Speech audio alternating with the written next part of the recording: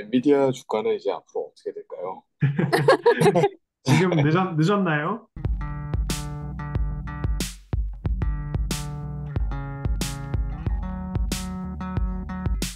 안녕하세요. 피터입니다. 소프트웨어 엔지니어로 일을 하고 있고요. 테크랑 AI 머신러닝 쪽에 관심이 많습니다. 거시경제와 산업정책 전반에 관심 있는 판다입니다. 기술과 매크로 경제에 관심이 많은 고고예요. 저는 모든 것에 관심 많은 조이입니다. 제너럴리스트 레드입니다. 반갑습니다. 기대됩니다. 기대됩니다. 우리가 지금 그 오픈 AI와 애플의 연대에 대해서 이야기를 하고 있죠. 음, 그래서 그게 각각의 빅테크 플레이어들한테 어떤 뉘앙스로 비치는지, 각각의 입장이 어떤지 미묘한 온도 차이가 있어서 그거를 짚어보는 월스트리트저널 기사를 재미있게 읽었어요. 기사 음, 제목이 What the Apple OpenAI deal means for tech titans. 그 for tech 음, titans는 OpenAI, 애플, 그리고 구글, 그리고 MS까지 넷이고요. 거기 음, 이 네 개에다가 제 생각을 조금 더 더해서 삼성까지 한번 이야기를 한번 나눠봤으면 좋겠습니다. 그래서 뭐 기본적인 얘기를 드리자면 아직 구체적으로 모든 것들이 밝혀지진 않았지만 애플 정확히 말하면 아이폰 기기에서 오픈 AI 정확히 말하면 챗 GPT 기능들을 활용할 수 있게끔 하겠다는 게 지난 WWDC의 골자였고요. 그래서 이거에 대해서 각각 네 개의 테크 타이탄들은 어떤 입장을 가질지 어떻게 이 사건을 바라볼지에 대해서 기사를 한번 조금 요약을 해볼게요. 그 첫째로 오픈 AI는 뭐 제일 여기서 주인공이고 너무나 그냥 놀았죠. 왜 그러냐면 그 애플 사용자 수가 굉장히 많은데 글로벌하게 그걸 통해서 그 서브스크립션 베이스를 확산할 수 있는 최고의 딜이다. 그래서 어떤 현재 우리가 PC 환경에서 주로 활용도 하고 모바일도 좀 번거롭지만 이렇게 앱과 웹에서 구동이 되는 시스템인데 지금은 어떤 그 시리처럼 좀 다이렉트하게 접근할 수 있는 그런 각이 될 것 같고요. 그래서 여기서 그 유료 서브스크립션을 좀 더 확보를 훨씬 더 많이 확보를 할 수 있다는 기반을 갖게 돼서 오픈 AI는 아주 논한 상황이라고 할 수가 있습니다. 그리고 애플도 상당히 이 딜을 굉장히 좋게 바라볼 수가 있겠죠. 왜냐하면 애플의 경우에는 구글을 지금 디폴트 검색 엔진으로 탑재를 하고 있는데 이제 이것들이 좀 챗GPT로 조금 더 대체되거나 아니면 조금이라도 그 쉐어를 먹을 수가 있겠죠. 그 유저 베이스들을 조금 더 구글을 야금야금 어떤 갉아먹을 수도 있고 그런 어떤 구글에 대한 디펜던시를 좀 줄일 수 있는 길이 되지 않을까라는 생각이 듭니다. 그리고 재밌는 거는 그 어떤 구글과 애플 사이에는 돈이 오가는데 오픈 AI와 애플의 이번 딜에서는 돈이 오고 가지 않아요. 오, 에, 음, 어, 그 챗GPT를 탑재하는데 뭐 오픈 AI가 애플한테 돈을 주는 것도 아니고 역으로 애플도 얘네한테 돈을 주는 게 아니에요. 그냥 다분히 그냥 협력적이고 공생적인 관계라는 거죠. 이렇게 둘 사이의 관계가 정의되는 것도 아주 흥미롭고요.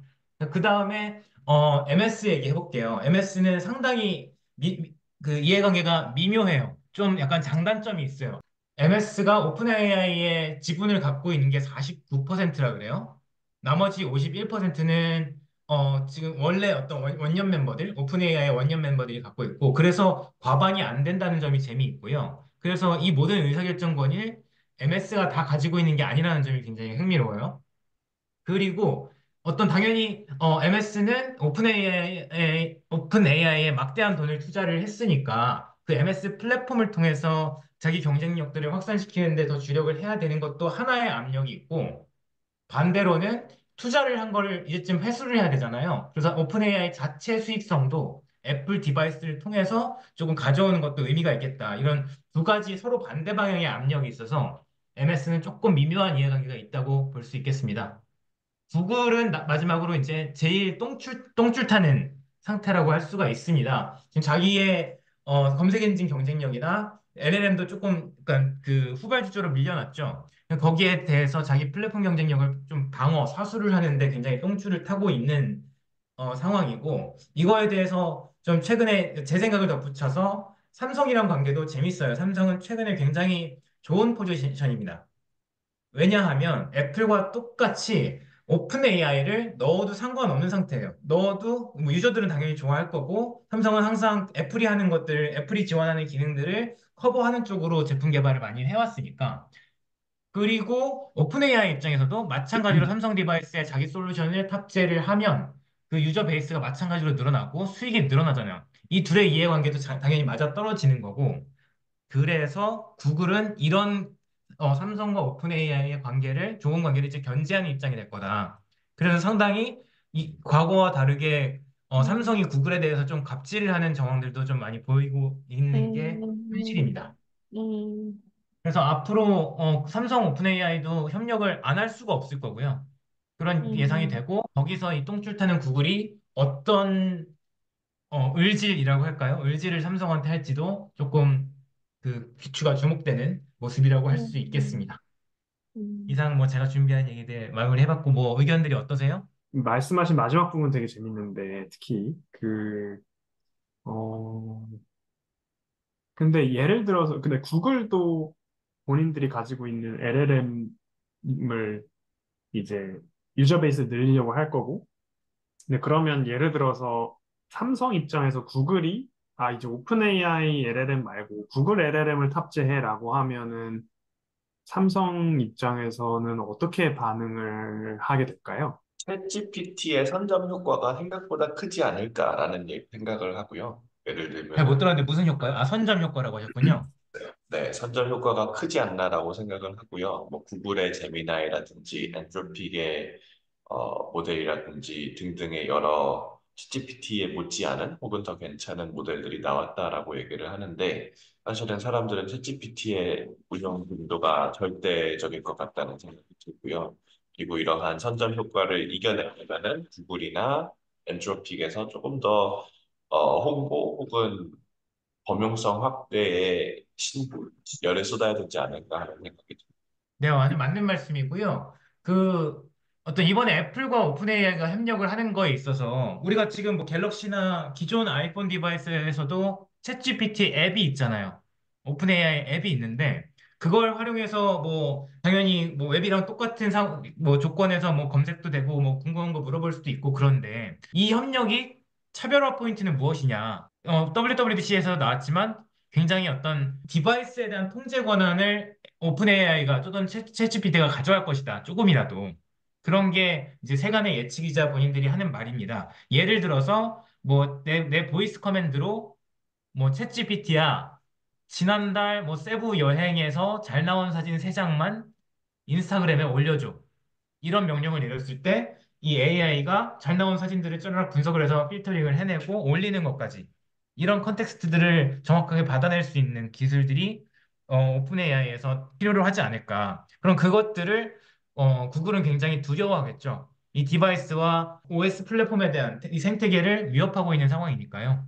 그러니까 애플은 본인이 디바이스 OS를 본인들이 가지고 있고 디바이스도 본인들이 가지고 있어서 사실은 오픈 AI랑 레이어가 안 겹치게 협력을 하기가 되게 쉬울 것 같은데 이제 구글은 말씀하신 것처럼 오픈 AI랑 협력하기는 어려울 거고 근데 반대로 삼성은 사실 OS가 안드로이드에 의존하고 있는 상황에서 오픈 AI랑 협력을 섣불리 할 수가 있을까라는 생각도 들어요. 삼성을 보면은 예를 들어서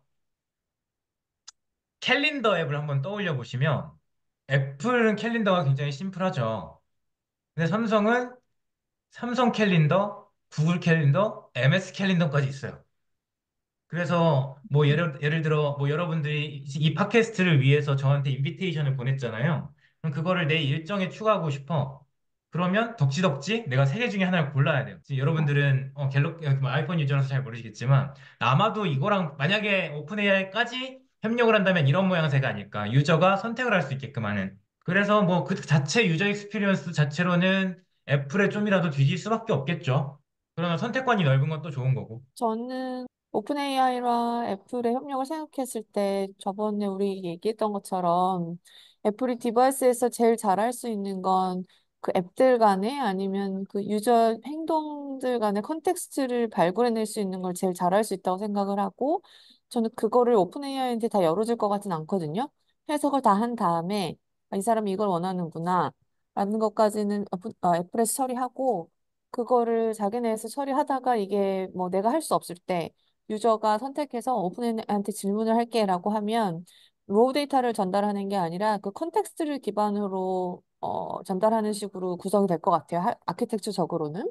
삼성이든 애플이든 이 피지컬리 고객의 접점을 가지고 있는 게 앞으로 진짜 더 중요해지는 밸류가 높아지는 그런 시대가 된 것 같다라는 생각이 들어서 아까 말씀하신 삼성이 되게 좋은 포지션을 갖게 된다는 측면에 있어서 매우 저도 동의하는 바이고 그 환경에서 컨텍스트를 어떻게 잘 뽑아낼 수 있는지 그래서 유저가 심리스하게 그 모든 연결되는 거를 느낄 수 있도록 어떻게 구성하는지에 따라 정말 많은 큰 차이가 벌어질 것 같아요. 그리고 구글 입장에서는 전 요즘에 구글 크롬을 쓰든 뭘 쓰든 구글이 정말 예전 같지 않다는 걸 많이 느끼거든요. 그래서 오픈 AI가 처음에 생겼을 때 구글이 이 AI 독주하는 거를 막겠다고 시작했던 거였는데 초반에는 우리가 생각했을 때 스타트업 시작해서 구글이 이 강력한 플랫폼을 이길 수 있을까? 라고 생각했었거든요, 저는. 근데 지금 벌어지는 이 상황들을 보면서 역시 계속 1등은 없구나 라는 거를 느끼고 있고 또 앞으로 어떻게 진행될지가 매우 재미있는 것 같아요. 계속 1등이 왜 없어요? 애플 있잖아요. 애플도, 네. 질문이 있습니다. 지금 1등은 엔비디아 아닙니까? 내려왔습니다, 엔비디아. MS가 1등이던데. 맞아요, 맞아요. 저 질문이 있어요. LLM 모델만 봤을 때 이제 챗GPT의 선점 효과를 이길 만큼 구글이나 안트로픽의 LLM이 효과적이고 효율적인가요? 쓴 적이 있는 분들 있을까요? 많이 안 써봤고요. 그거 말고 뭐 다른 기타 어떤 특수 목적용 LLM 이런 것도 몇 개 써봤는데 이게 그냥 데이터가 많으면 학습을 잘하는 거고 성능이 약간 뭐 예를 들어 쉽게 말해서 뭐 98% 99% 차이랄까요? 한끗 아쉬운. 그래서 이제 어떤 그 선점 효과를 하실 때는 이제 말씀을 하신다면 어떤 플랫폼 간 이동에 뭔가 장벽이 높다거나 예를 들어 아이폰 쓰다가 갤럭시 폰으로 넘어가는 건 굉장히 유저 입장에서 장벽이 높은 일이에요, 그죠? 근데 이것만큼 장벽이 높은 일일까? 제미나이의 뭐 챗GPT에서 제미나이로 넘어가는 게 저는 그렇게 생각하진 않거든요. 저도 성능이 받쳐준다면 뭐 예를 들어 어느 날 뭐 연구를 많이 해가지고 제미나이가 갑자기 뭐 챗GPT보다 성능이 좀 더 좋아졌어요. 그러면 언제든지 저는 넘어갈 수 있을 것 같아요. 재밌는 부분이 지금 메타도 되게 열심히 하는데 오픈 모델로 하고 있잖아요. 네네. 그래서 메타는 자기 플랫폼 기반으로 이거를 뿌리는 데 있어서 네트워크를 오픈하고 여기에 올려서 모든 코퍼레이션이나 뭐 스타트업들이 자기의 특수적인 더 어드밴스된 걸 알아서 만들어 봐라라고 하는 오픈 정책을 쓰고 있는 것 같고 오픈 AI는 그와 반대로 이제 유저 익스피리언스 개선을 해서 예를 들어 지금 이렇게 연결을 시키면 그 고객들에게 좀 더 가까이 다가갈 수 있게 되잖아요. 애플이랑 협력을 하면. 제가 기억하기로 오픈 AI도 애플의 앱스토어 같은 걸 만들어서 자기네 플랫폼 확장을 직접 해보려고 노력을 했었는데 이게 등록된 것에 앱의 개수는 엄청 많은데 실질적으로 그들이 기대했던 것처럼 활성화가 잘 안 되고 있어서 그렇기 때문에 애플이랑 협력을 손잡았던 것 같고 또 애플 유저 입장에서는 챗GPT 돈을 사용하지 않고도 공짜로 유료 버전만큼의 성능을 사용할 수 있으니까 그런 의미 잘 셋업된 것 같아서 저는 전략적으로는 다들 플랫폼을 만들고 싶고 다들 확산을 시키고 싶은데 오픈 AI는 유저 익스피리언스에 좀 더 포커스한 것 같다. 사실 그 기술적으로 뭐 에큐러시나 아니면 그 알고리즘 자체적으로는 피러님 말씀하신 것처럼 비등비등하고 사실 지금까지 발전한 것보다 앞으로의 발전이 더 갈 일이 많기 때문에 지금 벌어지는 것들이 기술에 큰 차이가 있어서라기보단 선점을 어떻게 하고 확산을 어떻게 하는 전략의 차이에 따라 좀 다른 것 같아요. 추가로 저는 AI 툴을 많이 써보지는 않았었는데, 그래도 챗GPT 가장 많이 쓰면서 지난 한 1년 동안 여러 가지 트라이를 해봤었는데요. 그 입장에서 제가 느끼기에는 챗GPT가 사용하는 데 있어서 엔트리 베리어가 많이 낮다라고 느껴져요. 이게 아주 단순한 랭귀지 모델이기 때문에 그냥 물어볼까 해서 물어봤는데 답을 예상보다 더 잘 주고 그러다 보니까 또 물어보고 하다가 난 음, 더 잘 알고 싶어서 지금 저는 한 달에 20불인가 돈을 내면서 쓰고 있고 지금 굉장히 만족스럽거든요. 근데 음, 이런 챗GPT의 엔트리 밸류가 굉장히 낮은 점이 오히려 고객 입장에서 엑시 베리어는 더 음, 높다는 느낌도 좀 들어요. 그러니까 내가 음, 지금 이 엔트리 밸류 너무 낮은 데를 쉽게 슬쩍 올라타가지고 이거 느끼다 보니까 다른 플랫폼으로 갈아타고 싶지가 않은 건 거죠. 여기에 지금 너무 락인된 건 거죠. 또 시간이 음, 지나면 더 락인되고 그러다 보니 뭐 빙이든 아니면 뭐 다른 유의 AI든 쓰다 보면 GPT는 이러지 않았었는데 약간 그런 생각들이 들어서 음, 이게 시간이 지날수록 오히려 고객들의 스위칭 코스트가 음, GPT to other AI 툴이 더 높아지지 않을까라는 생각이 들어요. 그러니까 거기다 추가로 한 말씀만 더 드리고 싶은 게 아까 고고님이 말씀하신 것 중에 그 seamless experience가 좀 굉장히 좀 와닿는 키워드였었거든요. 저의 기억으로는 2019년, 20년대 CES 갔을 때 삼성 부스를 가면서 느꼈던 게, 삼성이 하나의 디바이스로 다 커넥티드 IoT를 통해서 고객들에게 아주 컨비니언트한 익스피리언스를 주려고 하구나라고 느꼈는데, 그게 매년 반복되는 나레이티브인 것 같아요. 심지어 올해 1월에도 그랬었고. 근데 음, 이게 지금 액션을 계속 못하는 상황에서는 고객들의 기대도와 이 퍼포먼스의 갭이 너무 크다 보니까 고객들은 이미 다른 데 눈을 많이 돌리고 있고 이런 와중에는 엔트리 밸류를 굉장히 낮게 가져가면서 효용을 많이 주는 툴에게 사람들이 많이 낚인될 수도 있지 않을까라는 생각이 좀 듭니다. 저는 약간 이 LLM끼리의 이런 빅뱅이 일어나고 있는 이 시기가 그 첫 초창기 아이폰하고 안드로이드하고 이제 예전에 있었던 삼성 OS나 아니면 LG도 OS 했었고 그런 약간 OS 대전과 약간 그런 때가 좀 많이 떠올라요.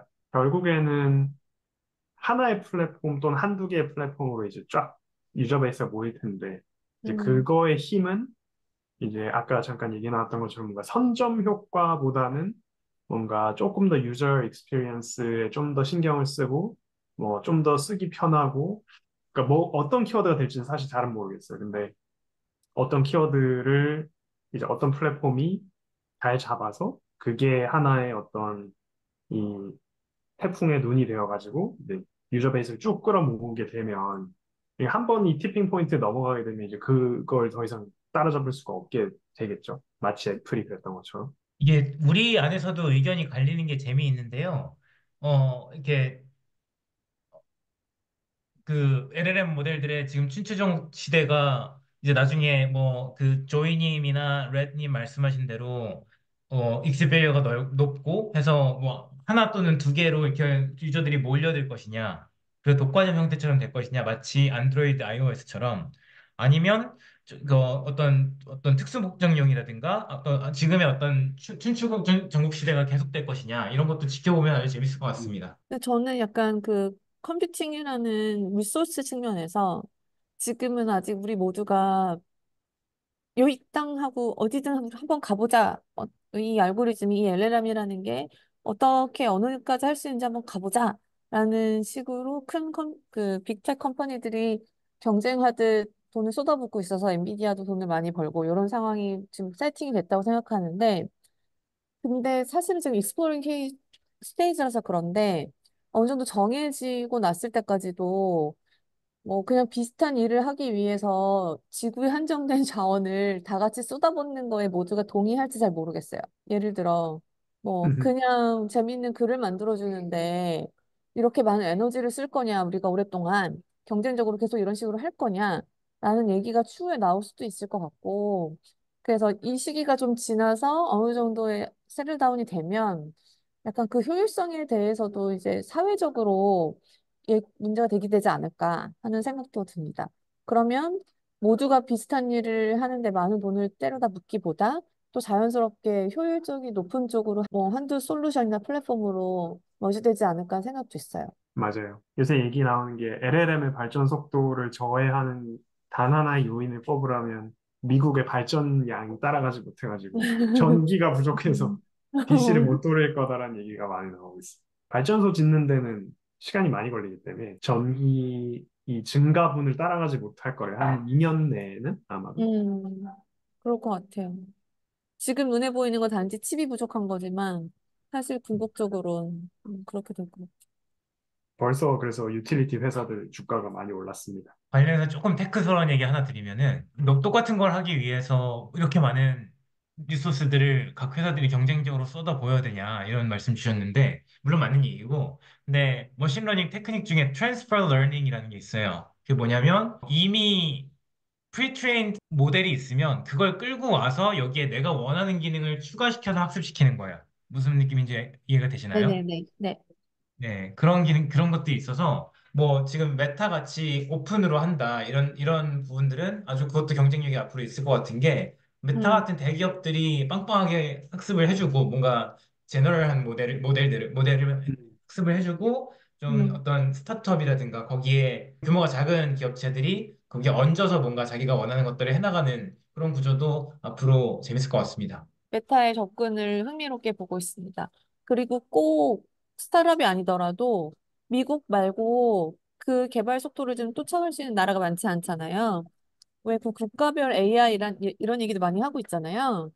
그래서 분명히 다 하나의 미국의 몇 개 기업의 솔루션을 모두가 다 쓸 수 있을 것 같진 않거든요. 코퍼레 입장에서 생각해도 그렇게 됐을 땐 그 오픈 소스 기반으로 자기만의 특화된 모델을 개발하는 니즈가 그러니까 뭔가 방향이 확실해진다면 이걸로 어떤 분야를 어디까지 할 수 있겠다라는 게 좀 더 확실해진다면 그 익스플로링 페이지를 지나고 나면 모두가 각자 자기 입맛에 맞게 효율적으로 임플리멘테이션 하는데 뭔가 돈이 몰리지 않을까, 돈과 자원이 몰리지 않을까 그런 음. 생각이 들어요. 그러니까 재밌는데요?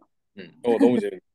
혹시 우리가 갖고 있는 고고님이 준비한 두 번째 아젠다를 만약에 오늘 할 거면은 네. 바로 잠깐이라도 브리프하게 하는 게 어떨까 싶고요. 제가 준비한 내용은 엔비디아로 돈이 많이 몰렸던 상황 자체에 대해서 그냥 한번 짚어보려고 하고 있어요. 그걸 넘어가 볼까요? 조금, 엔비디아 과연 지금 들어가야 되나요? 자, 안녕하세요. 두 번째 제 발제는, 아마 지금 다시 떨어졌겠지만, 엔비디아가 가장 비싼 주식이 되었습니다. 마이크로소프트와 음. 애플을 제치고, 그래요. 이렇게 딱 올해 치고 내려오는 그런 기록이 있었었는데요. 올해 나스닥의 수익 중 어, 40%가 엔비디아가 만들었다고 합니다. 이렇게 놀라운 고공행진을 하고 있고, 뭐, 마이크로소프트, 엔비디아, 애플을 합치면 중국의 전체 스탁 마켓과 밸류랑 비슷할 정도로 이 세 회사에 지금 돈이 엄청나게 몰리고 있는 상황이에요. 지금 우리가 테크 버블이라고 했었을 때만큼 지금 테크 분야에 대한 자금이 정말 막대하게 몰리고 있는 시대에 저희가 살고 있습니다. 저는 이렇게 미국의 빅테크 소수 기업에 돈이 미친 듯이 몰리는 데는 여러 가지 작용을 한다고 생각하는데요. 그 중에 하나가 미국에서 가계가 많은 스탁을 가지고 음. 있어요. 음. 가게들은 401k라는 그 연금을 통해서도 가지고 있고, 또 최근에는 스마트폰을 이용해서 되게 액세서빌리티가 좋아졌기 때문에 더 많은 미국인들이 개인적으로 직접 투자에 나서고 있고, 여기 기사에 보시면 2019년 15%에서 21년 21%로 증가했고, 계속 증가하고 있는 추세로 보이고 있습니다. 이걸 보시면 이제 대선이 다가올 때 스탁 마켓이 떨어질 수가 없는 게 너무 자명할 거라는 생각을 저희가 할 수 있죠. 재밌는 부분은 한국에서도 많은 미국 주식을 보유를 하고 있습니다. 2024년 4월 기준 한국인의 미국 주식 보유 금액이 사상 최고치인 98조 원에 달하고 있고, 요 최근에 환차익 때문에 환차익만 10조 원에 달한다고 합니다. 그래서 지금 한국에는 한국의 경기는 매우 어렵지만 소비가 계속 지속될 수 있는 건 물가가 계속 올라도 사람들이 지금 살 수 있는 건 사실 이렇게 많은 돈이 주식 투자를 통해서 수익을 얻고 있고 환차익도 얻고 있다는 걸 볼 수 있는데요. 보시면 개인 투자의 해외 주식 투자가 이렇게 계속 급증을 하고 있는 상태이고 기술주에 대한 투자가 보시는 것처럼 네, 매우 많이 이루어지고 있습니다. 국내 투자자의 해외 주식 순매수 상위 종목이라는 기사가 있어서 가지고 왔는데 보시면 엔비디아가 1등 그리고 엔비디아 레버리지 하는 1.5배 상품이 뭔가 있나 봐요. 저희 이 기사를 보고 처음 알았는데 와. 이렇게 2등. 그래서 지금 보시면 한국에서 지금 엔비디아 주가가 올라갈 때 많은 한국인들이 행복하고 있다. 상황을 보실 수 있습니다. 그리고 이거는 다른 이야기인데 저희가 이렇게 막 스탁이 올라가기 전에 그 ETF를 되게 좋아했잖아요. 예를 들어 테크면 테크 뭐 이런 식으로 ETF를 많이 만들어서 어떻게 약간 그 리스크 밸런싱을 하는 그런 ETF 유행하는 시기였었는데 지금 보시면 이 ETF 운용 룰 때문에 그 내가 만약에 테크 ETF를 샀다라고 하면 사실은 MS, 애플, 엔비디아가 이렇게 많은 수익을 냈는데 그 ETF 자체는 그만큼의 수익을 내지 못하는 그런 구조적 한계가 이번에 드러났다라는 뉴스인데요. 저는 이것 또한 점점 더 개인 투자자의 직접 투자를 증가시키는 방향으로 시장이 무빙하고 있다고 생각을 합니다. 그리고 개인 투자가 직접 투자를 할 때에는 내가 생각해도 뭐 말이 되는 그리고 내가 친숙하게 알고 있는 그런 회사에 투자를 하는 게 훨씬 더 쉬울 것 같고 그리고 제가 숫자는 기억이 안 나는데 한국인들이 많은 미국 주식 투자를 하는 것처럼 중국이든 해외에서 미국으로 돈이 계속 끊임없이 간다고 해요. 지금 제일 좋은 시장이니까. 이걸 보면서 저는 한국의 그 사교육 시장이 떠올랐어요. 처음에 일타 강사들이 몇백억의 연봉을 받는다고 했을 땐 이해가 안 됐거든요. 근데 지금 생각해보면, 당연히 그렇겠다라는 생각이 들잖아요. 왜냐면 동네에 있는 보습 학원들이 전국적인 일타 강사와 경쟁을 해야 되는 구조여서 그 모든 수익을 한 곳에 다 몰아갔으니까요. 그런 것처럼 지금은 기업도 모든 기업이, 한국에 있는 기업이 좋은 자본을 조달하기 위해서 엔비디아와 싸우는 시대가 된 것 같습니다. 엔비디아는 하나의 그 상징적인 예이고요. 그래서 우리가 경쟁이 심해질수록 양극화가 심해진다는 얘기를 하는데 양극화는 그냥 개인뿐만 아니라 이 회사에도 적용이 되고 우리는 모두 글로벌리 세계 1등과 모든 분야에서 경쟁을 해야 하는 시대에 살고 있다라는 생각이 들었어요. 그리고 국가가 정책을 펼칠 때에는 저는 우리나라 한국이 지금 물가나 환율 문제를 그냥 보고 있다고 생각을 하는데 아까 말씀드린 것처럼 표면적으로 보기엔 우리 서민이 너무 살기 힘들다라고 뉴스에서는 계속 얘기하지만 이 수치나 구조적인 걸 봤을 땐 사실 우리나라는 수출을 하는 기업들에 의존해서 나라가 운영되고 있기도 하고 그래서 환율도 한동안 이대로 가지 않을까라는 생각이 듭니다. 그래서 모든 거시 정책이며 뭐 코퍼레이트의 스트레스 정책이며 이 모든 것들이 점점 더 글로벌 1등이 어떻게 하는지 그리고 우리 국민이 그 1등에게 돈을 어떻게 투자하는지 이 모든 것들이 같이 엮고 돌아가는 세대라는 생각이 들었습니다. 그리고 약간 이어서 하나 덧붙이면 이건 제가 요즘에 뭐 비행기에서 책 읽다가 줄치면서 와닿았던 내용인데 여기서도 보시면 우리 개인도 더 글로벌 인재 풀에서 경쟁하는 환경이 되고 있는 것 같아요. 그리고 AI 때문에 더 이상 지식 자체는 그 밸류가 점점 줄어들고 있기 때문에 우리가 경쟁력을 갖기 위해서는 이 시대에 갖기 위해서는 많은 것들의 커넥팅 닷을 할 수 있는 그리고 그것을 잘 전달할 수 있는 소프트 스킬이 점점 더 중요해지지 않을까라는 생각이 들었고 그래서 저희의 이 팟캐스트를 통해서 우리 스스로 플러스 이거를 청취하시는 분들이 또 어떤 주제에 대해서 다양한 퍼스펙티브를 듣고 생각해보고 또 나만의 이야기를 만들어낼 수 있는 그런 채널이 됐으면 좋겠다라는 생각을 하게 됐습니다. 저의 발제는 여기까지고 의견을 주시면 좋겠어요. 일단 두 가지인데 첫 번째는 퀵한 질문인데요. 이 책 네. 제목이 돈의 심리학인가요? 네, 맞아요. 아, 오케이, 알겠습니다. 그리고 네. 두 번째는 엔비디아 주가는 이제 앞으로 어떻게 될까요? 자, 나도 질문. 지금 늦었나요? 유튜브에 강의 영상이 엄청 많더라고요. 오늘 퀵하게 좀 찾아보니까 뭐 이거 밸류에이션을 설명하기 어려운 뭐 상황인 것 같긴 한데 어떻게 될까요? 아니, 뭐, 98% 떨어진다는 기사도 나던데. 저는 모르죠. 조정은 좀 있지만 그렇게 떨어지거나 그러진 않을 것 같은데. 분명히 지금 이렇게 막 한 번에 올랐으니까, 아까 앞에 말씀드린 것처럼, 내가 한국에서도 난 정말 그냥 외국인의 한 개인일 뿐인데도 엔비디아 사람들이 사잖아요. 이렇게 숫자로 보시는 것처럼. 그래서 어떤 현상이 있을 때 오버슈팅이 많이 나는 걸 발생하는 것 같고, 근데 앞으로도 우리는 계속 그런 세상에 살고 있는 것 같아서 기존의 밸류에이션이나 멀티플 밸류 이거 가지고 비싸다라고 판단하는 게 정말 맞는지 모르겠어요. 그러니까 엔비디아뿐만 아니라 앞으로도 계속 게 계속 가속화될 것 같다. 앱을 통한 접근성이 좋아지는 한. 예를 들어, 저 2017년인가 18년에 처음 미국 주식 투자를 할 때에는 나의 지금 평가, 손실 이익을 앱으로 볼 수 없어서 전화해서 물어봤었어야 되거든요. 불과 그 몇 년 전까지만 해도 그렇게 접근성이 좋지 않았는데 몇 년 만에 확 바뀌었잖아요. 이런 일들이 한국에서만 일어나진 않을 것 같고, 그래서 그 자체 밸류도 있지만 인간의 심리 그리고 접근성으로 인해 약간 이렇게 슈팅하는 건 계속 나올 것 같다. 라는 생각이 듭니다. 그래서 앞으로 또 뭔가 좋은 게 있으면 내가 생각하는 것보다 좀 더 갈 것 같은 그런 구조가 세팅된 것 같아요. 근데 제가 주식 전문가는 아니지만. 근데 저는 그 막 주식의 가격도 있지만 주식이라는 게 결국 시장이고 사람들의 심리와 생각이 다 모여 있는 곳이잖아요.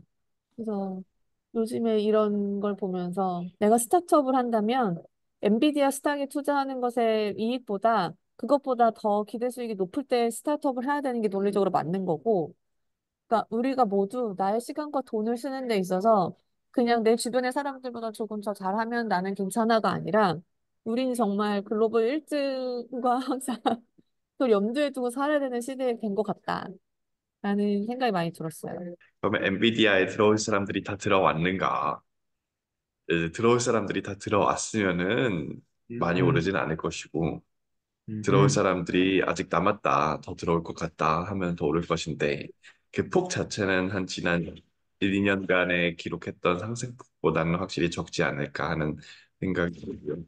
그러면은 누가 그렇죠. 네. 들어왔는가를 보자면은 우리가 코로나 때 이제 누구나가 삼성전자를 사고 SK 하이닉스를 주워 담을 때, 이때 정점이겠구나라는 느낌이 왔다고 생각을 해요. 그래서 역시 엔비디아에 여러 사람들이 상대적으로 정보를 쉽게 접하지 않고서도 엔비디아가 더 좋다더라 하는 식으로 사람들이 들어가기 시작한다면 그때야말로 끝물이 아닐까 하는 생각이 듭니다.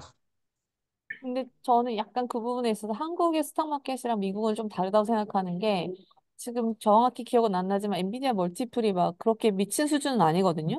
그러니까 이게 올랐던 이유가 그 수익성이, 그러니까 프로핏 음. 자체가 높아졌기 때문에 올라진 부분이 있어서 한국에 약간 그렇게 도박하듯이 올라가고 몰리고 오로지 그 수급으로만 가격이 결정되는 거랑은 약간 구조가 다르다고 생각해요.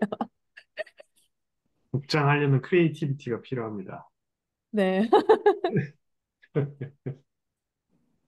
샘 스미스가 내한 공연을 온다니까 샘표 식품이 올랐다는 전설의 아, 그렇지. 한국 주식시장. 바로 저런 크리에이티비티. 어머나.